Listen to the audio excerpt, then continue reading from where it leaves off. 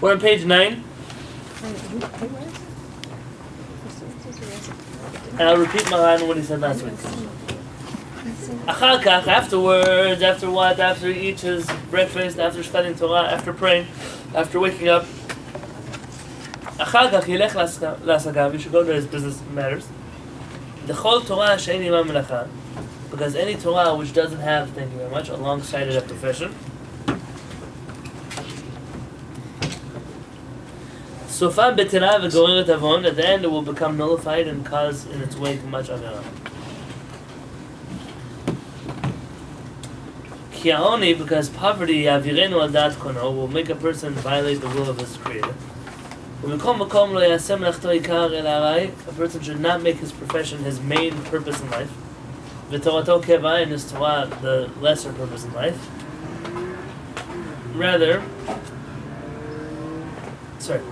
Mikol Makom, person lo yasem lachto ikar, should not make his profession his main purpose in life.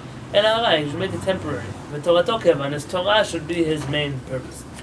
V'zev zeh tehem b'yadom, both of these will become fulfilled in his hands. We mentioned last week, there's not necessarily the amount of time that you spend, but it's the importance, the weight that you give to that given discipline.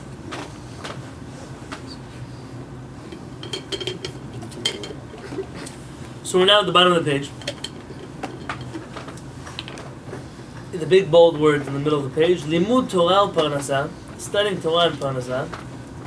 V'hanhagat Adam b'Museo Matano, and with a person's behavior in business.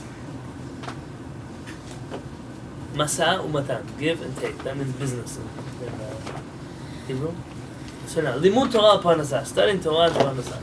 Aleph. You see Aleph, isn't it? Amru Chazal, the rabbis tell us in Masechet Avot, Kol Torah she'en imam melacha, all Torah which does not have within a profession, Sofa betela v'goret avon, at the end it will become nullified and cause much avera in its wake. V'hainu shemachmat shelo yeh lo b'ma litparnesh, because machamat, a person will not have a way to make a parnasah, v'ya'anin, he'll be poor. Ha'oni yavirenu al dat kono, a person will violate the will of his creator because he is poor. V'yishkach et Torato, and he'll forget his Torah, and he'll do things that are prohibited. We just had such a situation in the Jewish community. And unfortunately, this time around, it seems like they weren't even poor. That was the sad story. Even if a person is poor, doesn't have a way to make a parnasah, and they found a tricky way to do it. This is a problem. Makom. In any case,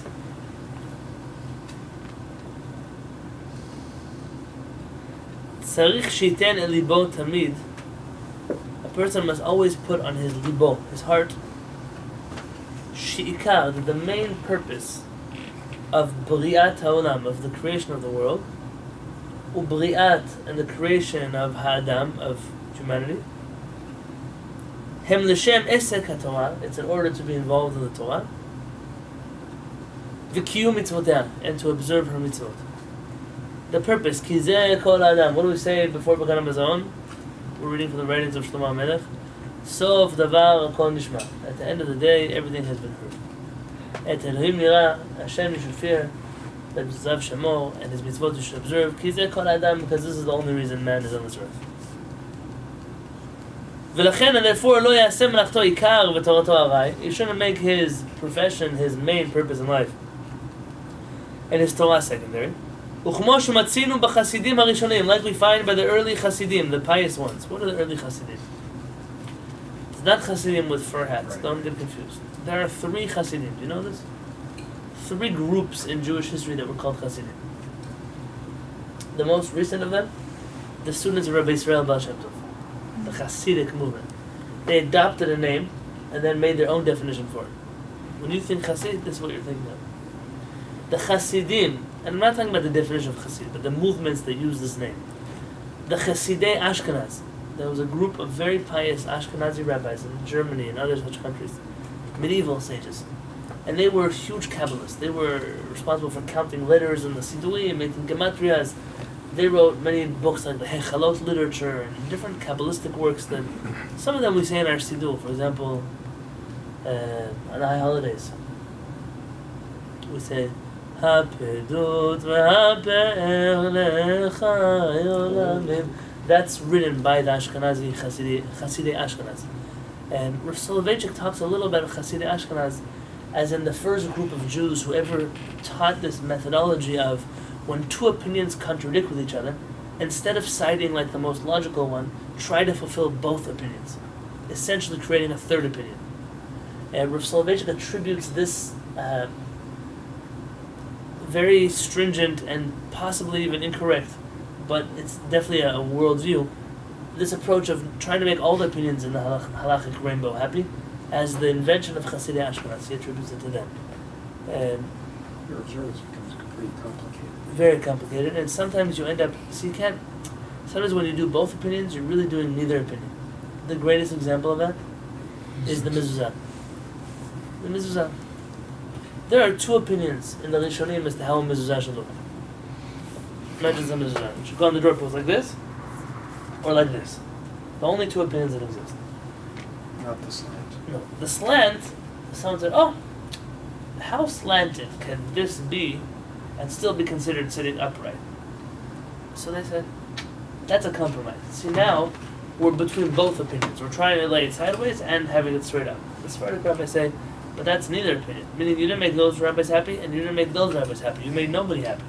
That's not a compromise. That's just a wrong opinion.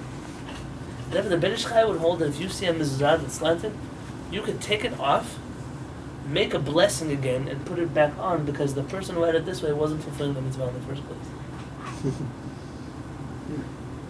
And even if that's the custom, there are even Sephardic communities that are accustomed to it. So what? It doesn't follow any opinion still. It would be better for a person to just err on the side of caution and do it right, at least according to one opinion. In fact, there was once in a Sheva Brachot, an engagement, I don't remember where, and one of the Rebbitzins was speaking, and she said, a couple has to learn from the mezuzah.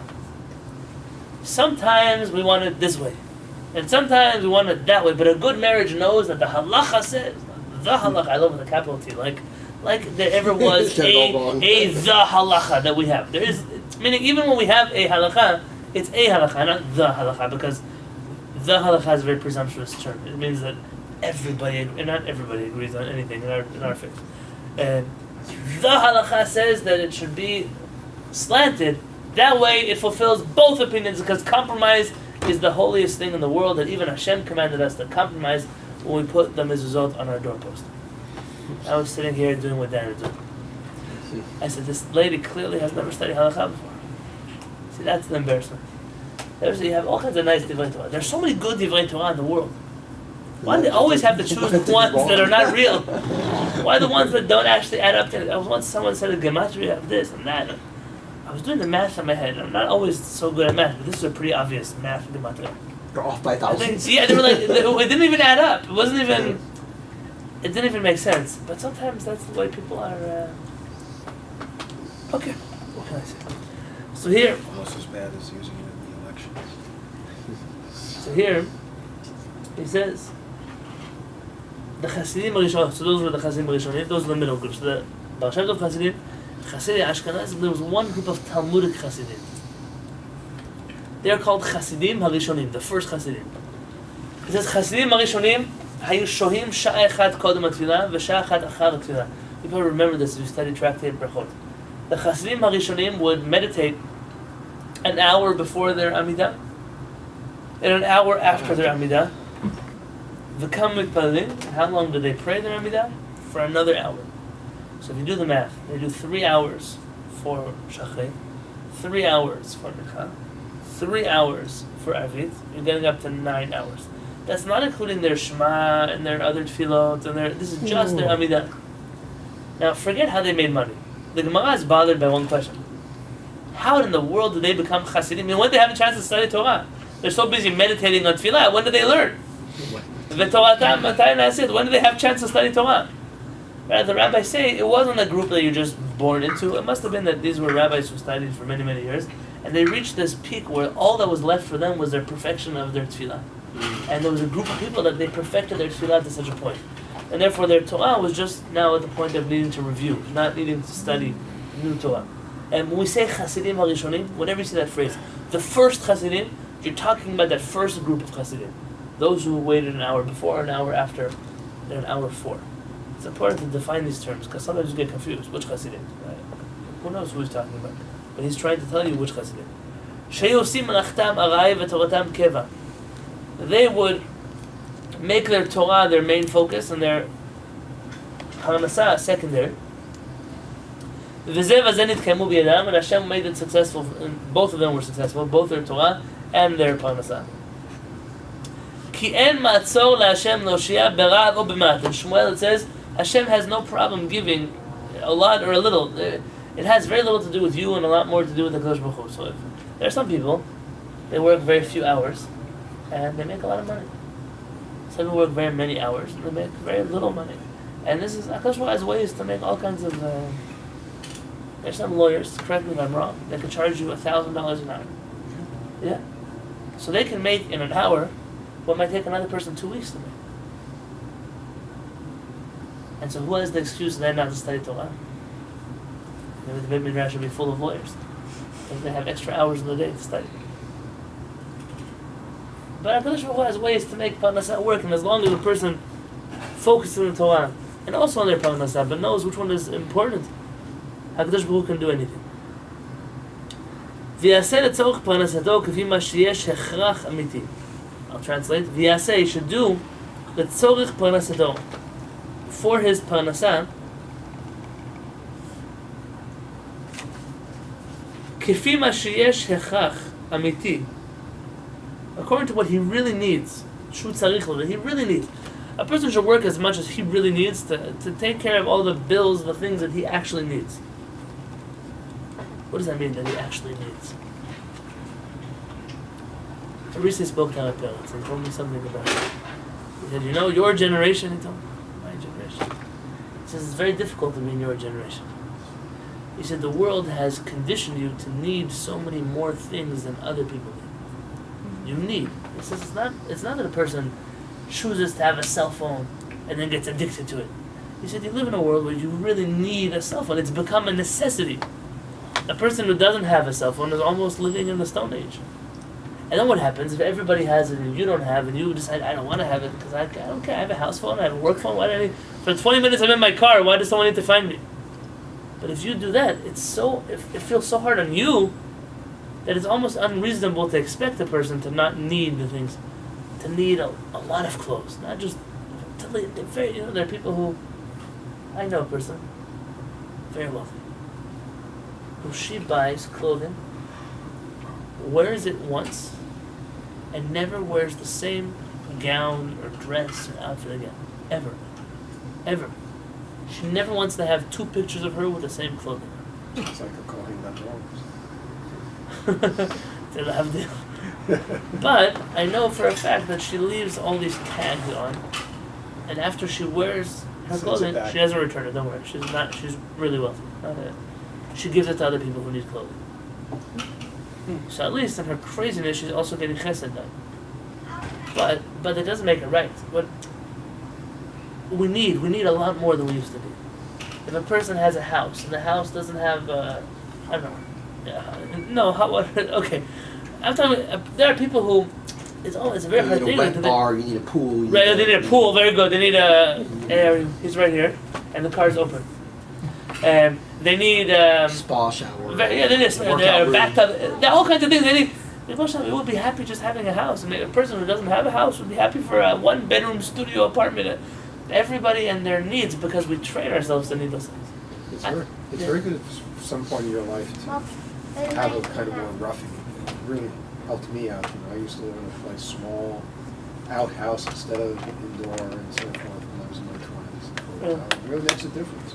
Because then when you move back more into urban modern life, you are less addicted to having all these things. Because you know you can live without it. You know when I experienced this? When I went to yeshiva. For the truth, there was one thing that I really couldn't understand. And in my house, I live in a house we've watched very little TV, but there was a TV. But how was I going to do it without a computer? How could you go? I mean, yeshiva, the computers they had was like winding them up in order to get them. They didn't have internet access. They were just like even the solitaire wasn't working on those computers. Like it was in bad shape. It was and then you're supposed to do a book report. It was like when they say in Pitom and Ramses, people kept building the buildings that kept sinking into the ground. So you would do your work on the computer, but you had no way to save it. Oh no! Because you couldn't email it to yourself. You couldn't save it on the hard drive because someone else is going to come to use the computer. So you print yourself a copy of your essay or your whatever you wrote, Then you start over the next time you have to write. I mean, so I wasn't really using computers so much, understand? Because it was just not worth the time. And TV, they would go for 4 months, 5 months. Sometimes they didn't have access to a computer or to TV or to a phone that wasn't a payphone. And I remember when going to yeshiva, this is what I was most concerned about. Forget everything else, like living away from home, laundry. Like, how are you going to be so disconnected? After 5 years living like that, so what? It's a big deal. What happens? You don't need it. You really don't. You can get by without any of those things. You learn how to write a little bit more. You learn how to have nice handwriting when you write. You learn how to write things the first time on the computer as a final draft. The world has taught people who have typewriters. They used to work like that. They have to, everything they write has to be final. We got into a world where they're saving and copying, pasting different editions of the things that we write.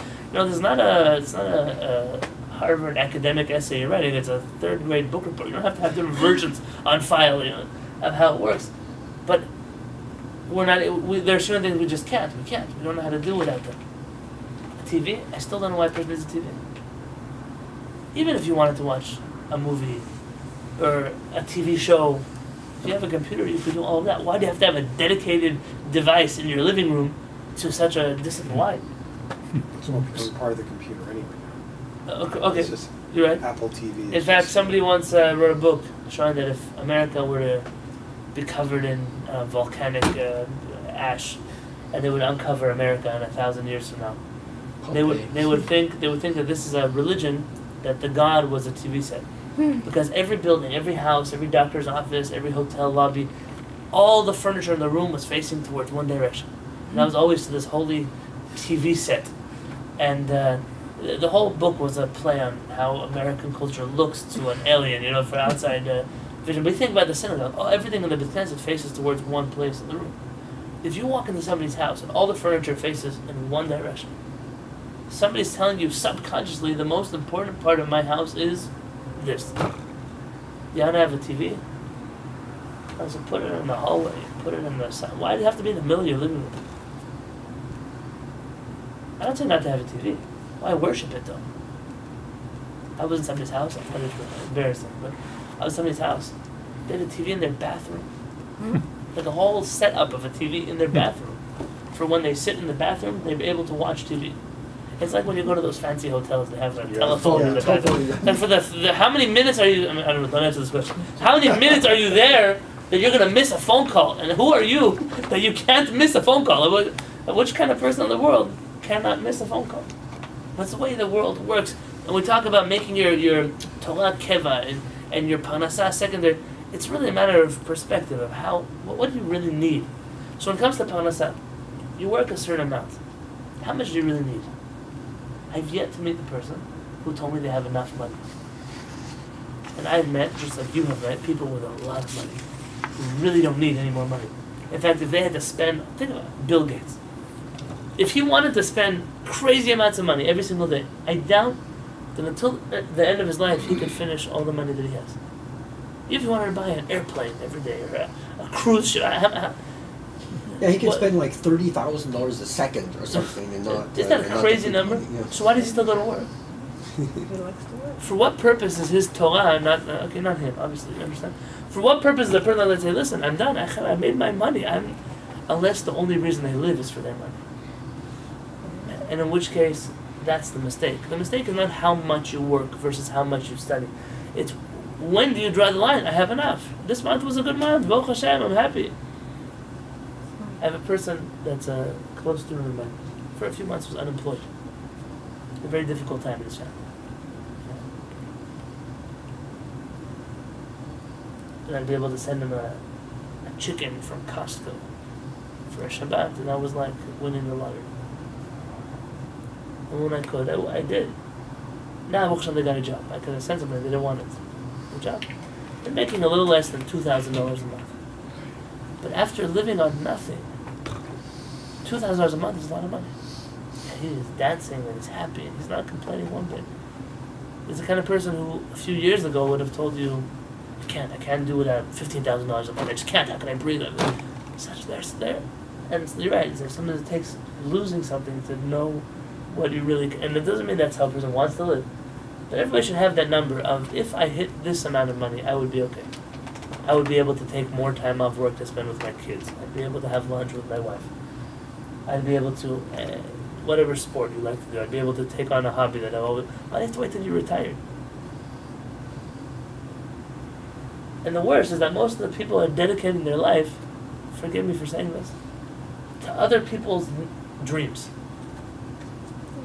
Now you have your own company, and you're in the pursuit of money and wealth and fame, fine. But sometimes people are just hired to work for somebody else. And it doesn't mean that job is not important. But suddenly that person's, it doesn't make me that hard at work. I'm making the same salary, right? So if I put in my extra hours and my overtime and I don't show up at my kid's recital and I'm not at the graduation, and for what? And then 10 years later they send you a letter, they fired you.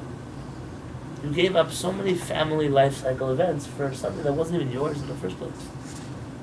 Yeah, you used to get a gold watch, now you don't get the gold You watch. don't get the gold watch. You might get it plastic. But this is something to think about. At the end of the day, why am I T-shirt breaking my life jacket. for somebody else's dream? For somebody else can become rich and famous, so that my manager can have a vacation home somewhere. Why should I ruin my life for that? I'll do what I have to do. But why do more than that? Because people are they're addicted to their work. Sometimes it's an escape. Sometimes home is worse than work. So they'd rather work for their boss than their wife, or their husband, or their kids. And that's an interesting question to talk about. But every person needs to know, when am I, listen, tell your boss, I'm sorry, this is a weekend, it's a holiday, I will not be checking my emails on Motzei Chag. I will not. I'll be at the office the next morning. Why not? Now, can everyone do that without getting fired? I'm not trying to get everybody fired. Don't listen to me if that's what's going to happen. But to give yourself a little bit of, my life is important to me. And if your life then has Torah inside of it, so then you won the lottery. Because you have a job, and you have a parnassah, and you have a life, and you have Torah. It's a matter of priorities. Uveshar zmano, the rest of his time, yasok b'Torah. You should study Torah. V'yiftach b'Hashem, and you should trust in Hashem, shehu zan u'mefarnes kol chai. That He is the one who is zan, who nourishes, u'mefarnes, and gives sustenance, kol chai, to all living beings. She'yamtzi lo parnasato ka'oi, who will give him his parnassah the way he deserves it, the way he needs it.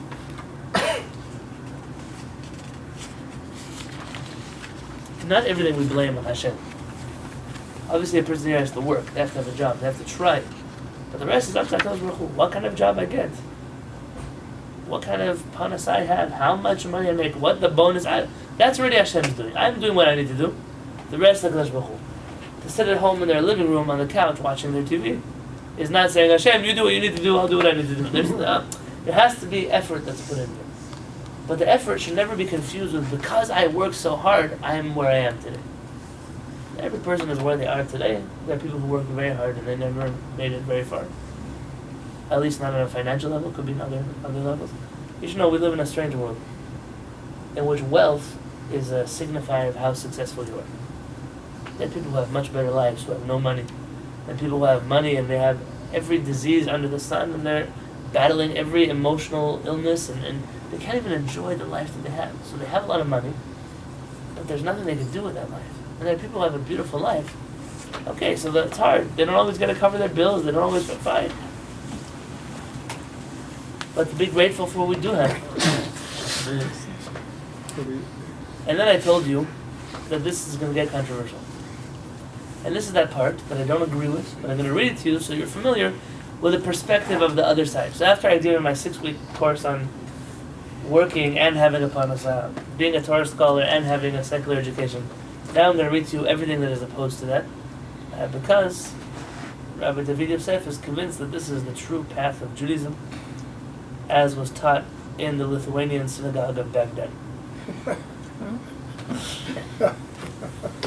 The fact that this would come under a Sephardic guise is unbelievable. It's novel. Yeah, novel it is, that's true. That I'll give them. You know, Rabbi say that bitul, when a person has nothing to do, it brings, idleness brings to boredom. V'shimum, and boredom, it brings you to avera. It brings you to sin, to do things wrong. Because when you have nothing to do with your time, you end up doing crazy things with your time. We mentioned yeshivot where people study day and night and all. Now in Israel there were 2 Hasidiyot that went to war last Saturday night. Literally war, real war. They come to Allah and vote. There's some young American yeshiva guys, Hasidic, not like the guys who come from San Diego. They're in yeshiva. I don't want to mention the Hasidut's name for respect to their Hasidut. And they have across the street is another synagogue of another Hasidut. And, rival Hasidim, whatever they are. My Rebbe is better than your Rebbe, my Rebbe is holier than your Rebbe, my Rebbe can do more miracles than your... I don't know what you fight about with the Rebbes, but...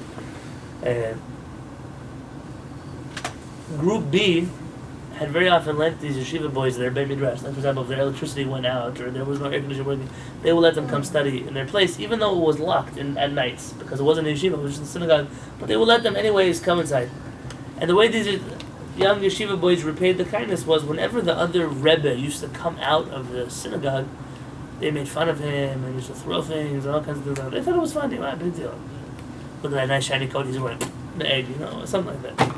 And this Motzei Shabbat, the guy started calling over the fence. The Rebbe went to do some blessing outside, and they started calling him by his first name through the gates. So imagine the Rebbe, the so-and-so Rebbe, they started calling him by his first name. The Hasidim blew up.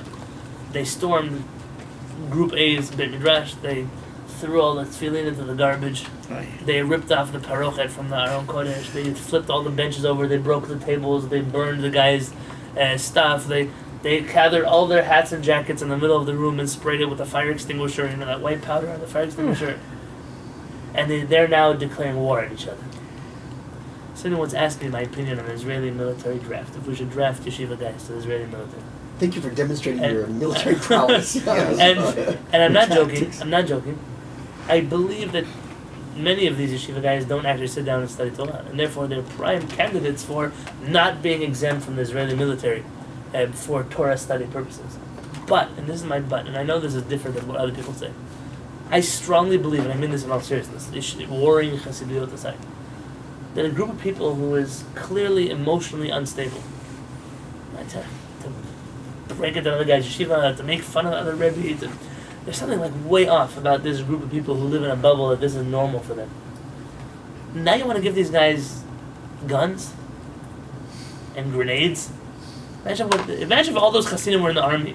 What Motzei Shabbat would have looked like. Hashem Shabbat could have ended in a bloodbath. Do you really want...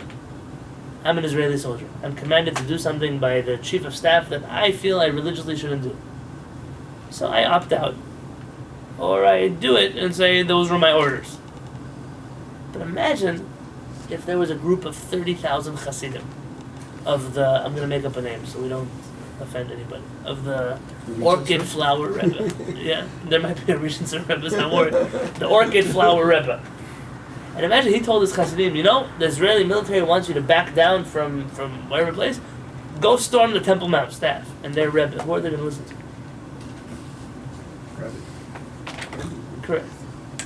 And therefore, I believe that it's highly irresponsible not to draft such people, but to allow such people anywhere where they can have any kind of political authority, weapons, guns, grenades, bombs, anything, knives.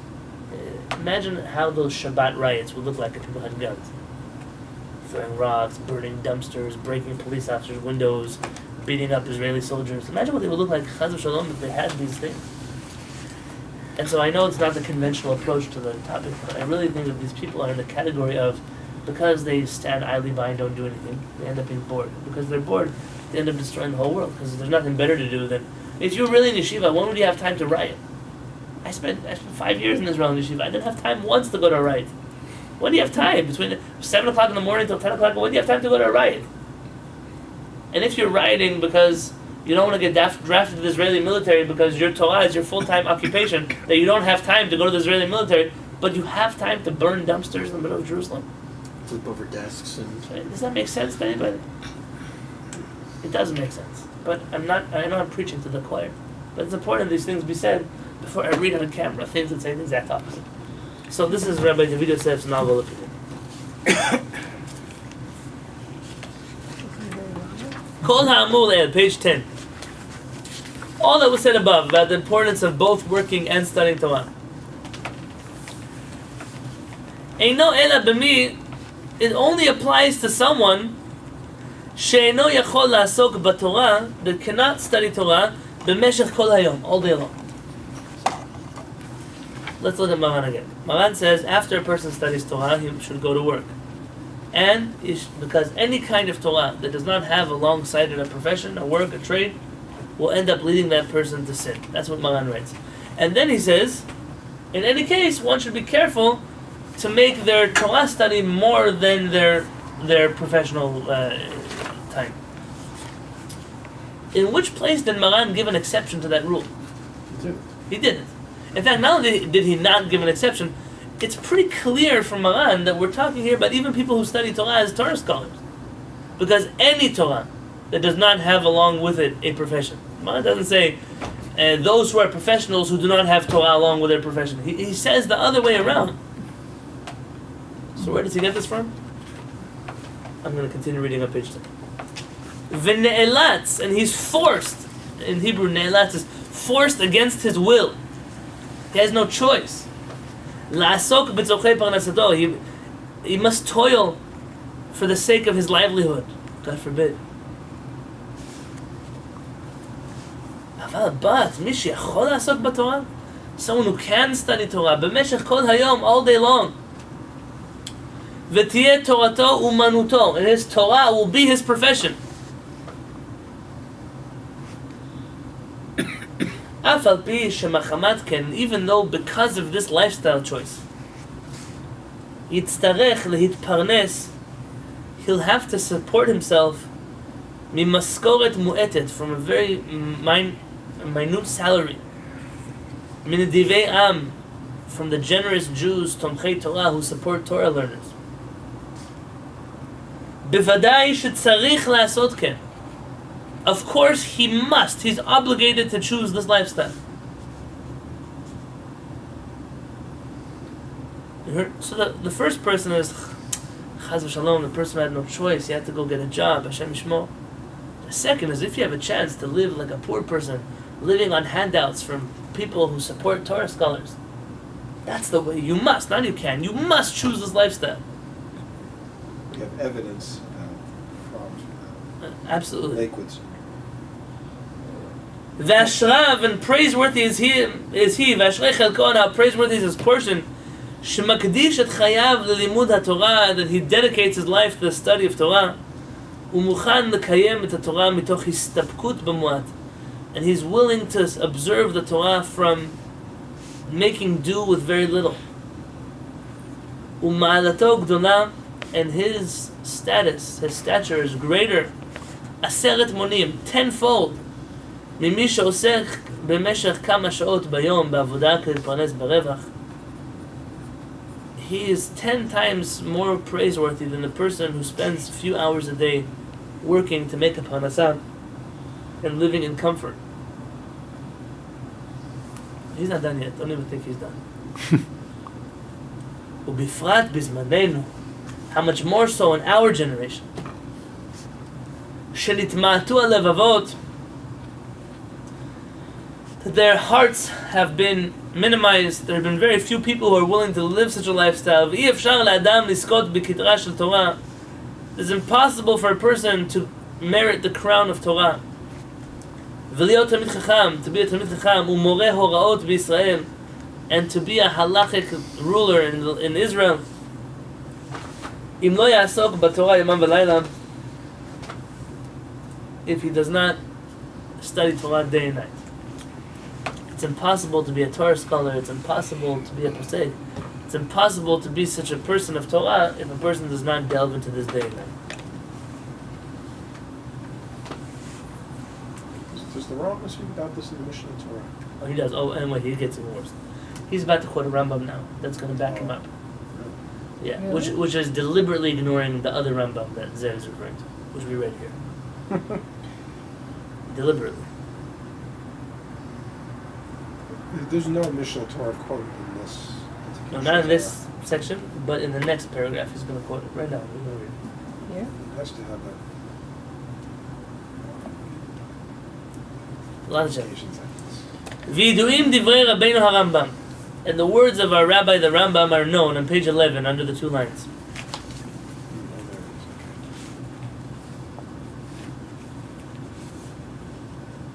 is. Okay. In the book, in the end of Hilchot Shemitah and Yovel. Now, there's a few things to know here. This is the end of the Rambam's book on Shemitah and Yovel. Not his books on Parnassah, not his books on working, not his books on studying Torah. It's the end of the laws of Shemitah, of the sabbatical year. And normally when the Rambam ends off with something like this, it's not meant as a halakha so much as something poetic. But I'll read it to you. It's a beautiful Rambam. It doesn't mean what he wants it to mean, though. Like Rabbi David, for instance. Right. He's taking it out of context when giving it. No, you could read it the way he's reading it, but it's not the way Rabbi Yosef Karo read this Rambam. So we gotta understand who's right here between the two of them. V'lama lo zacha Levi b'nachalat Eretz Yisrael?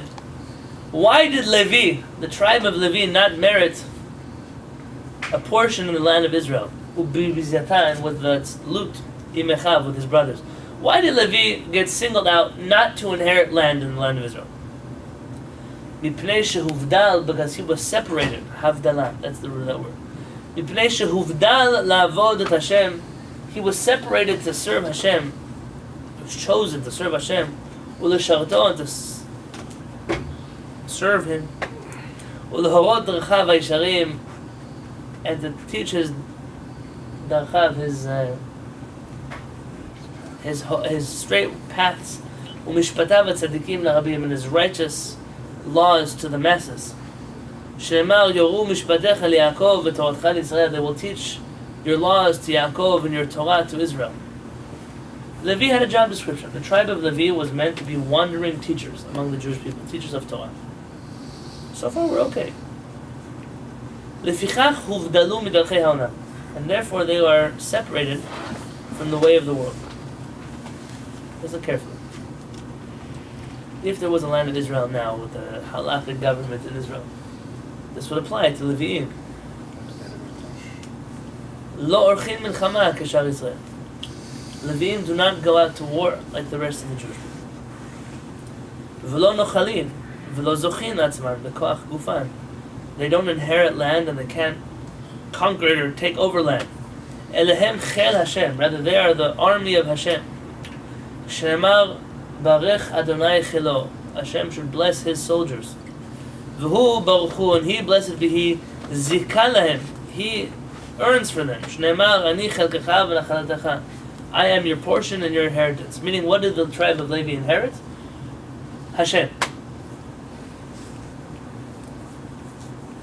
Okay. So the Levi'im don't own land. They don't necessarily work for a living. Their job is, they're supported by Am Yisrael in order to teach the whole Jewish people Torah.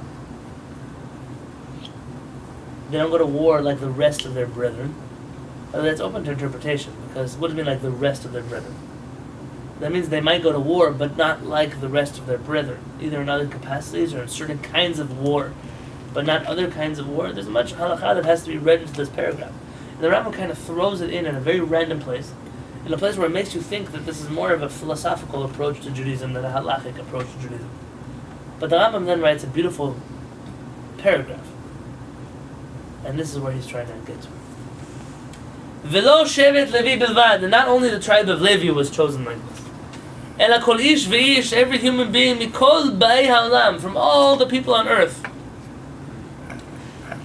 Asher nadva rucho oto, that his heart, his spirit has been raised inside of him, v'hivino mida'ato, and his mind has told him lihibadel, to become separate, v'la'amod ifnei Hashem, and to stand before Hashem, l'sharto la'ovdo, to serve and to worship Him, l'dat et Adonai, to know Hashem.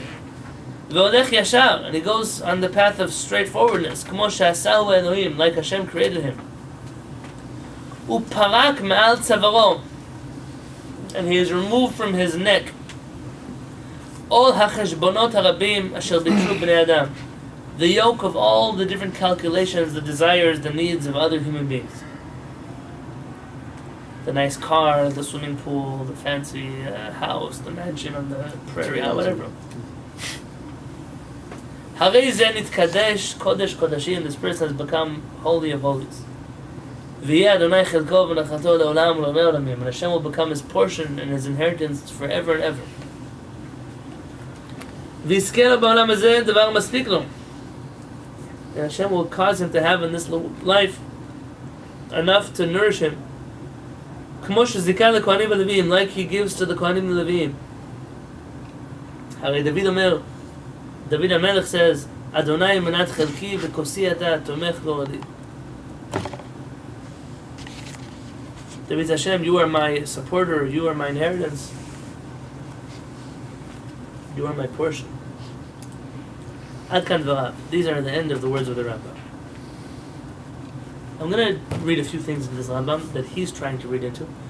This is a classic Haredi approach to Jewish philosophy, and that is one. The Levim don't go to war, therefore the Torah scholars also don't have to go to war. Because the Torah scholars have chosen to be like the Levim, and he says, everybody can do this. The second, a person has thrown off their neck the desires of this world, and Hashem will take care to sustain them and support them. And he's trying to apply this now, the position of Levi, which are traveling teachers of Torah, public servants, to your average yeshiva guy who's sitting and studying Torah. I'll point out a few flaws in this argument, and probably tomorrow we'll get to his notes and we'll give him the time to understand.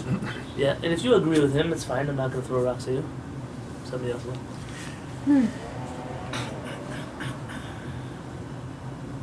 There are parts of this which our parents agrees to. Our parents agrees that a person who's serving in a Torah scholar position, a rabbi, a judge, a teacher, is performing some kind of national service. He is. He's giving to the people. The people supported him until now, and now he's giving back to the people. Especially if you take into consideration the salaries that most people in that field make, or don't. But the leap between that and every guy who sits in yeshiva being a public servant of the Jewish people like the tribe of Levi, who has clung to Hashem and has no desire for any physical life in this world, and therefore Hashem will sustain them and protect them, and they will get their parnasah directly from Hashem. Come on, every 18-year-old yeshiva kid looks like that. And we do ourselves a disservice. I'll tell you the disservice. I actually believe, you don't have to agree with me, that there is an ethical argument to be made that a Jewish state would support Jewish students to study Torah. There is an argument. You can make such an argument that it makes sense that a Jewish state would support Jewish scholars. The question is not if they should or shouldn't. The question is what constitutes a Jewish scholar and how many of them? Hundreds of thousands? 10,000? How many Rabbi Yosef, how many people that come out and they are the leaders of the generation?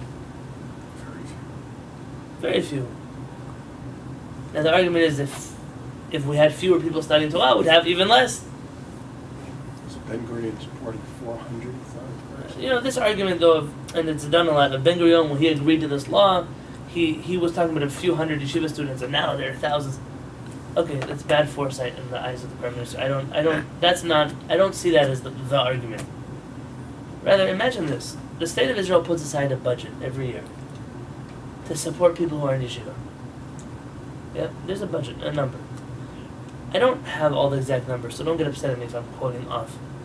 The average amount that a yeshiva student makes, a married yeshiva student makes, is about 800 shekels a month, which comes out to a little over $200 a month. $210, $220, depending on, that's how much they make a month. And you go to a private kollel and make a little bit more. When I was in Jerusalem, the highest paying kollel in Jerusalem was $580 a month. Regardless of how you cut it, and how you slice it, and how many kids you do or don't have, to live off of such an amount is impossible. And there are, I'm not going to say not, there are some benefits that might come along. It could be that a person, because they're living under the poverty level, they also don't have to pay all kinds of taxes that other people would pay. They also might be entitled to certain government programs that other people wouldn't. And then you're Israeli, oh, look at that person, he doesn't go to the army, he doesn't even work, and look how much money I have to give him every month. I'm going to say, let's say the status quo is in play. Israel gives billions of dollars away to yeshivot. I'm making a number. Every guy who's in yeshiva just because he doesn't want to get a job, or just because he doesn't want to get a high school diploma because he doesn't want to work, or because he can't, or because he doesn't care for it, because his parents want him for the family's honor to sit in yeshiva. His staying in kollel, in yeshiva, is directly stealing food from the mouths of those for whom such a program was created. Imagine that what your take on welfare is or isn't. But the people who are on welfare who need it, that's why we pay our taxes. It's part of a just society. And if you think that you should live in a society where people don't have, and because of that they should be penalized for it, if you think that you have the right to make a lot of money and not give away any of it to tzedakah, find yourself another religion. I'm sick and tired of hearing Jews who couldn't care less about poor people. I cannot handle this anymore. I don't know which religion they follow. Hashem makes you plant a field, you have to water that field, seed that field, plow that field, pay for people, and you still have to give away 4 corners of your field. What is the corner? A corner is not, a corner, a real corner out the fields. And what you drop in your field, you're not allowed to keep. But you worked hard. Hashem didn't pay your irrigation bill. It's part of being in the Jewish society. You're not entitled to everything that you make. You're entitled to be part of a greater society. Because Chaz v'Shalom, when we fall down in our luck, we hope there's going to be Jews who open the doors to us too. And we've all been there at one point in our life or another. And it's mostly the people who were there that very quickly forget about it. That's why we have such a civilized government has such programs. Now, are there people who abuse such programs? Absolutely. Like any system in the world, you have people who abuse them. Does it exempt me from giving? Absolutely not. My job is to give. There is someone else's job who is to monitor. And if they're missing their job, then I might have a democratic ability to make an outcry, to try to get them to fix. But to not give is not an option. That's not a choice. Hashem doesn't say, oh, you have a choice whether you want to give tzedakah or not. But I don't know what they're going to... It doesn't make a difference what you think that you're going to use and use it for. You have an obligation. They have an obligation. If they come out as thieves after 120 years, they'll come out as thieves. There's no tricking the Kadosh Baruch Hu. So imagine if a yeshiva student, like Rabbi Yosef when he was sitting in yeshiva, instead of living off of $200 a month, imagine if 100,000 people dropped out of yeshiva and went to go work. 2 things would happen. The budget of the yeshiva would be bigger and split among fewer people. And there would be more tax-paying citizens of the state of Israel to pay for these taxes, and the burden would become less. And then your upcoming judge, your upcoming chief rabbi, your upcoming, whoever this upcoming person is, that the state of Israel feels clearly, as much as they kick and scream about it, that there is some kind of ethical backing to such a program. Your upcoming chief rabbi could walk away with 8,000 shekels a month, which could maybe cover his rent and his water bill. And then he could study Torah. And instead of trying to trick the government and doing all kinds of jobs, black labor under the tables, he would be able to sit and study Torah for those 4, 5, 6, 7 years that you needed him to. And then he would take his job as a chief rabbi. And then it would have been a worthwhile investment for the state of Israel. So the people who are flooding and crowding the system, they're hurting Am Yisrael. And they're causing this whole feeling of, we don't want to pay, look how many people are living off of my paycheck. The truth is, I hear people tell me this all the time. You know how many people are living off of your paycheck? Not even one person is living off of your paycheck. Unless one of you are making a lot more money than I think you are. Not even one person is living off of your paycheck. A number of you together might be taking care of one person on a paycheck. We're not socialists in Judaism. You have a right to your money as well. You have a right to have your possessions that are yours and cannot be taken away from you. But this ideology of everyone should be a Torah scholar. Everybody should sit and learn. Everybody. You're not even cut out for it. You don't even have a brain in your head to sit down and study Torah. And you see people, the worst is not the people who do it and abuse the system, are the people who don't want to be there. But they have no choice. Because this ultra-Orthodox community has forced them into this bubble where if they're not the person who sits and learns, don't go to Israel. I'm talking about America. In New York and Lakewood. I don't want to say other places. That if you have a job, God forbid, and your child wants to go to a yeshiva, there are yeshivas that won't take your children because you work for a living. Listen to the absurdity of what I just told you. There are working class yeshivas and learning class yeshivas. I don't want my kid to sit in class with somebody whose dad goes to work in a real job. It sounds almost laughable. It's not even in their interest because they would get full they tuition more from such money. people. Yeah. Doesn't make a difference. It's They're not religious because they work. They can't be a good role model for my child. My child might grow up thinking that he should get a job. You should understand. I remember the first time in my life I had a conversation with a girl who was looking for a shidduch, and she was speaking to one of our rabbis in yeshiva. She said, I want a person who will promise me that he will never go to college and he will never get a job. I need a promise from him that even if we're poor, he won't get a job. And look at this person. You're crazy. Like, we should get you evaluated. You probably wouldn't pass the evaluation. But she was serious.